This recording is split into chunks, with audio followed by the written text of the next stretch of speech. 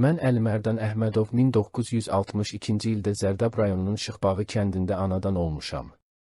1980-1982-ci illərdə Sovet ordusunda hərbi xidmət keçmişəm. 94-cü ildə Qarabağa, torpaqlarımızın müdafiə edilməsinə yollandım. Ağdərə və Tərtər rayonlarında döyüşdüm. 94-cü ilin aprel ayında erməni hərbçiləri geniş miqyaslı bir hərbi əməliyyata başladılar. Düşmən Tərtərdə müdafiəmizi qırmaq, Bərdə və Yevlax şəhərlərini ələ keçirmək istəyirdilər. Tərtər əməliyyatı 1-ci Qarabağ müharibəsinin son böyük döyüşü oldu. Ağır döyüşlər zamanı erməni qoşunları ağır itkilərə məruz qaldılar, irəliləyə bilmədilər.